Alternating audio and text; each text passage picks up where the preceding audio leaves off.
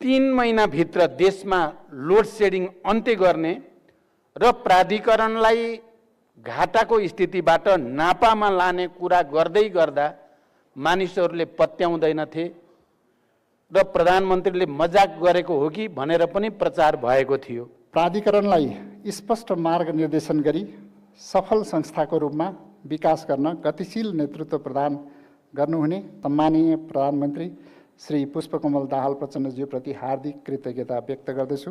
कतिले त load shedding यदि अन्त्य भयो भने खुला मञ्चमै आत्महत्या गर्ने कुरा पनि गरेका थिए।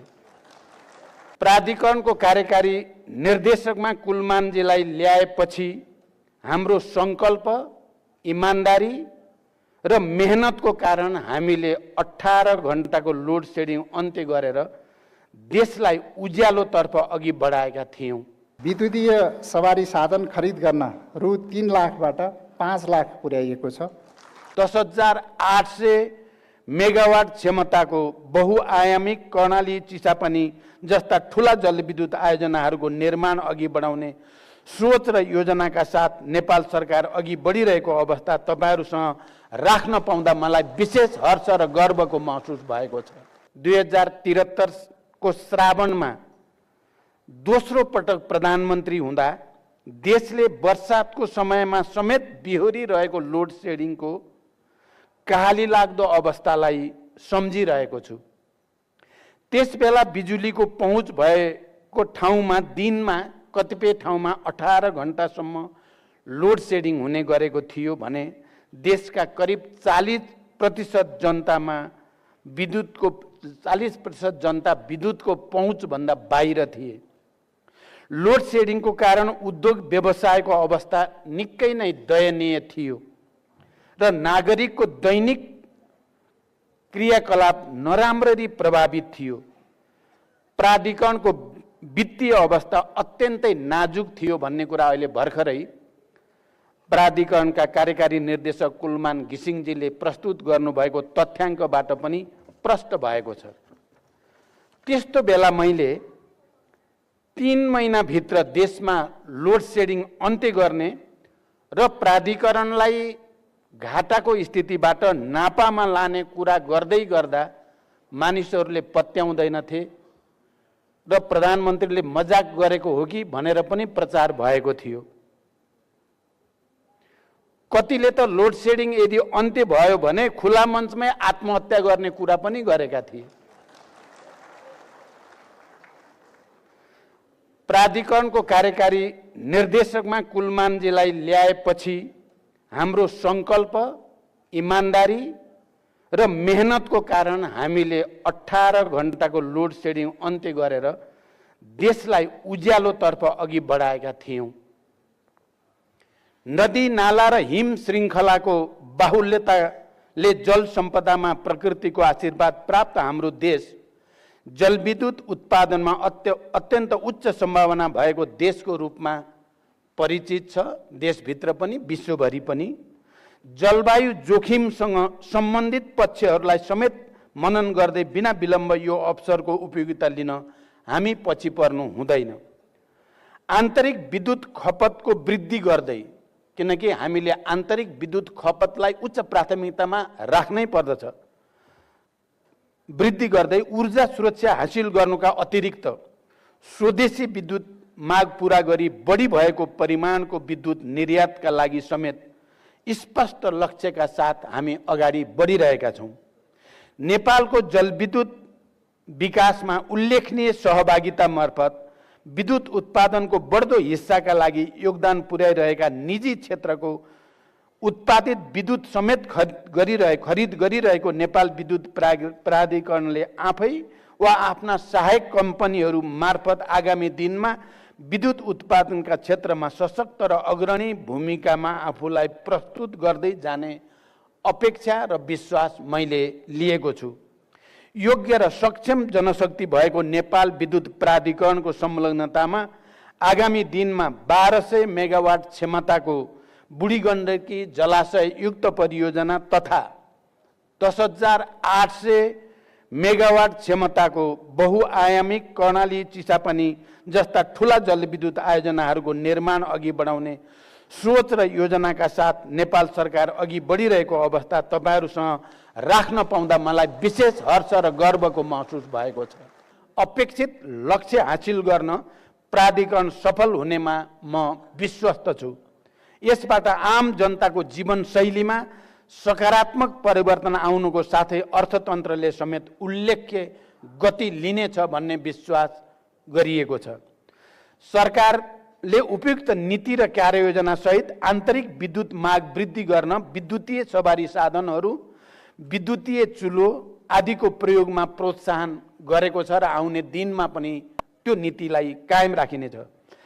साथै बढी विद्युत खपत गर्ने उद्योग कल कारखानाको स्थापना र सञ्चालनमा उपयुक्त वातावरण निर्माण गर्न र विद्युतको अधिकतम उपयोगलाई राष्ट्रिय अर्थतन्त्र र समृद्धिको मजबुत आधारको रूपमा आत्मसात गरी अघि बढ्न सम्बन्धित सबै मन्त्रालय र निकायहरूको आपसी समन्वयमा मैले विशेष जोड दिँदै आएको छु र प्राय मन्त्री परिषदको बैठकमा यो विषयलाई प्राथमिकताका साथ व्याख्या गरिँदै आएको छ। आर्थिक समृद्धिको अभियानमा प्राधिकरणले आफूलाई अब्बल साबित गर्दै सशक्त भूमिका र दायित्व बोध सहित आफ्ना विविध परियोजनाहरू प्रक्षेपित कार्यतालिका भित्रै सम्पन्न गर्न अपरिहार्य रहेको तर्फ समेत मैले प्राधिकरणको विशेष ध्यानाकर्षण गराउन चाहन्छु। प्राधिकरणको प्रगतिमा देशको उज्जवल भविष्य समेत जोडिएको छ। मैले यहाँ बस्दै गर्दा कार्यकारी प्रमुखसँग सोधेँ, यो सबै कर्मचारी विद्युत प्राधिकरणकै हो या बाहिर मान्छे ल्याइया हो भनेर सोधेँ। अनि उहाँले बताउनु भयो कहाँ 15-16 हजार छन्, सब प्राधिकरणकै हो। मैले धेरै खुसी लागेको छ। तपाईहरू सबैलाई पनि म विशेष धन्यवाद भन्न चाहन्छु। त्यसैले यो संस्थाले जनतालाई गुणस्तरीय सेवा दिन कम लागतमा आयोजनाहरू निर्माण गरी विद्युतको मूल्य नियन्त्रण गर्न, औद्योगिक विकासका लागि पर्याप्त गुणस्तरीय विद्युत उपलब्ध गराउन आफूलाई अब्बल साबित गर्नु आजको प्रमुख जिम्मेवारी हो। यसतर्फ आवश्यक स्रोत व्यवस्थापन लगायत सरकारका तर्फबाट नेपाल विद्युत प्राधिकरणलाई पुर्याउनु पर्ने अन्य कुनै पनि सहयोगमा कमी हुन नदिन म पूर्ण प्रयासरत र प्रतिबद्ध रहनेछु। स्वदेशमा उत्पादित जलविद्युतलाई आन्तरिक माग पूरा गरी अन्तर्देशीय बजारको पहुँच दिलाउन मैले भारत भ्रमणका क्रममा मेरा समकक्षी प्रधानमन्त्री श्री नरेन्द्र मोदीजीसँग भएका समझदारीलाई दीर्घकालीन विद्युत व्यापारको एक महत्त्वपूर्ण माइलस्टोन कोसे ढुङ्गाको रूपमा लिएको छु। देशले आउँदो 10 वर्षमा जलविद्युतको तीव्र विकास र अधिकतम स्वदेशी खपतबाट व्यग्रतापूर्वक ठूलो आर्थिक रूपान्तरणको तयारी र प्रतीक्षा गरिरहेको छ। हाल करिब 450 मेगावाट विद्युत निर्यात भइरहेको अवस्थाबाट नेपालको विद्युत निर्यातलाई 10,000 मेगावाटसम्म पुर्याउने गरी द्विपक्षीय सम्झौतामा नेपाल र भारत बीच प्रारम्भिक हस्ताक्षर भइसकेको सन्दर्भलाई दक्षिण एसियाकै विद्युत व्यापारको क्षेत्रमा उल्लेखनीय पहल कदमीको रूपमा हेरिएको छ। यसबाट नेपालमा जलविद्युत लगानीको थप उपयुक्त वातावरण निर्माण भएको छ भने दीर्घकालीन विद्युत व्यापारका लागि स्वदेशी तथा अन्तर्देशीय प्रसारण संरचनाको तयारी पूरा गर्न एवं विश्वसनीय कार्ययोजना तर्जुमा गर्न हौसलाका साथै सम्बन्धित मन्त्रालय र सबै सरकार निकायहरूको समन्वयपूर्ण योगदान आवश्यक रहन्छ।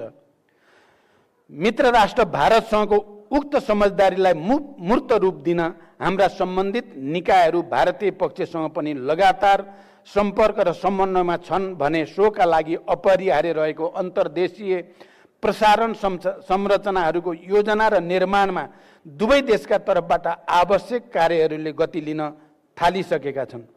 बुटोल गोरखपुर 400 केबी प्रसारण लाइन निकट भविष्यमै निर्माणको चरणमा जाने गरी नेपाल र भारत दुवैतर्फ आवश्यक कार्य अघि बढिरहेको छ।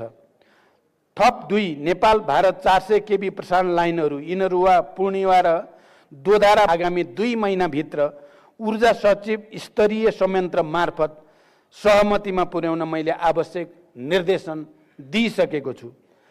यसै वर्षायामभित्र नेपाल बङ्गलादेश विद्युत व्यापार सुरु हुने गरी नेपाल भारत र बङ्गलादेशका सम्बन्धित निकायहरू बीच सम्झौतामा हस्ताक्षरको अन्तिम तयारी भइ नै रहेको छ र अन्तर्देशीय प्रसारण संरचनाको निर्माणमा त्रिपक्षीय समझदारी जुटाई उल्लेख्य परिमाणमा नेपाल बङ्गलादेश विद्युत व्यापारलाई भविष्यमा क्रमशः बढाउँदै लैजाने परिस्थिति बनेको छ। हालै मैले FAO को सम्मेलन अन्तर्राष्ट्रिय सम्मेलनमा इटालीमा रोममा बङ्गलादेशका प्रधानमन्त्रीसँग मेरो गम्भीर संवाद भयो र यसलाई बढाउँदै लैजाने बडो उत्साहपूर्ण प्रतिबद्धता बङ्गलादेशको रहेको कुरा पनि म यहाँ जानकारी गराउन चाहन्छु।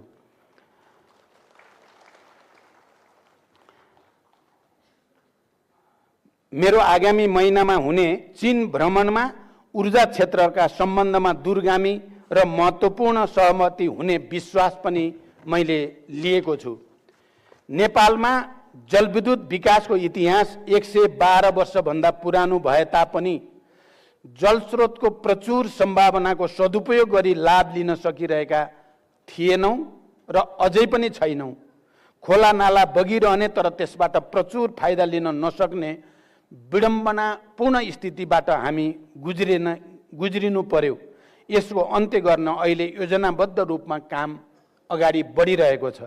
अहिले देशभरका खोला नाला तथा नदीहरूमा जलविद्युत आयोजनाहरूको विकासका लागि केही न केही काम भइ नै रहेका छन्। नदी प्रवाही जलविद्युत आयोजनाहरूको बाहुल्यताले नवीकरणीय स्वच्छ विद्युतीय ऊर्जाको प्रयोगबाट ग्रीन हाइड्रोजनको उत्पादनमा नेपालले आफूलाई अग्रणी भूमिकामा स्थापित गर्न सक्ने बृहत अवसर सदुपयोग गर्न हामी चाँडै आवश्यक नीति तर्जुमा गर्दछौँ र भारत लगायत अन्य देशहरूसँगको सहकार्यलाई ग्रीन हाइड्रोजनको व्यापारिक उत्पादन, भण्डारण, परिवहन र विद्युतीय रूपान्तरणमा मार्ग प्रशस्त गर्दै अघि बढ्ने योजनाको तयारी भइरहेको हुँदा नेपाल विद्युत प्राधिकरणले यस कार्यमा रिसर्च एन्ड डेभलपमेन्ट लगायतका गतिविधि मार्फत प्रविधि मैत्री रूपमा आफूलाई समेत तयारी अवस्थामा राख्ने अपेक्षा मैले लिएको छु। आउने पिँढीलाई अँध्यारोमा राख्ने या उज्यालो भविष्य दिएर जाने भन्ने गम्भीर प्रश्न हाम्रो पुस्तालाई सदैव रहेको छ र रहिरहनेछ। एउटा आयोजना सम्पन्न हुन 5-6 वर्ष समय लाग्छ, तसर्थ हाम्रो पुस्ताले गुणस्तरीय सेवा प्राप्त गर्न र आउने पिँढीलाई उज्यालो भविष्य दिन विकासका कार्यमा राजनीति गर्ने होइन, सबै इमानदार भएर एकजुट हुन जरुरी छ। अन्त्यमा नेपाल विद्युत प्राधिकरणले सम्भव भएसम्म आफूले प्रवाह गर्ने विद्युत सेवामा कुनै कमी हुन नदिई उल्लेखनीय नाफा आर्जन सहित आम नेपाली जनताको मन जित्ने गरी आफ्नो कार्यक्षमता प्रदर्शन गर्न सकेकोमा प्राधिकरण सञ्चालक समिति, कार्यकारी निर्देशक, सिङ्गो नेपाल विद्युत प्राधिकरणलाई बधाई दिँदै थप समर्पणका साथ उज्यालो नेपालको यात्रामा अविचलित भई लागिरहन हार्दिक शुभकामना व्यक्त गर्दै बिदा हुन्छु। धन्यवाद। अभिवादन। प्राधिकरणलाई स्पष्ट मार्ग निर्देशन गरी सफल संस्थाको रूपमा विकास गर्न गतिशील नेतृत्व प्रदान गर्नुहुने सम्माननीय प्रधानमन्त्री श्री पुष्पकमल दाहाल प्रचण्डज्यूप्रति हार्दिक कृतज्ञता व्यक्त गर्दछु। प्राधिकरणलाई स्पष्ट मार्ग निर्देशन गरी सफल संस्थाको रूपमा विकास गर्न गतिशील नेतृत्व प्रदान गर्नुहुने ऊर्जा, जलस्रोत तथा सिंचाई मन्त्री एवं प्राधिकरण सञ्चालक समितिका अध्यक्ष माननीय श्री शक्तिबहादुर बस्नेतज्यूप्रति हार्दिक आभार व्यक्त गर्दछु। प्राधिकरणलाई निरन्तर मार्गनिर्देशन गरी तोकिएका लक्ष्यहरू प्राप्त गर्न सहयोग गर्नुहुने ऊर्जा, जलस्रोत तथा सिंचाई मन्त्रालयका सचिव श्री दिनेश कुमार घिमिरेज्यूप्रति हार्दिक आभार प्रकट गर्दछु। संस्थाको कार्यकुशलता र प्रभावकारिता अभिवृद्धि गर्ने गरी आवश्यक नीतिगत निर्णय गर्न समेत अमूल्य सहयोग र सुझाव प्रदान गरी सहयोग गर्नुहुने प्राधिकरण सञ्चालक समितिका सबै सदस्यहरूप्रति आभार व्यक्त गर्दछु।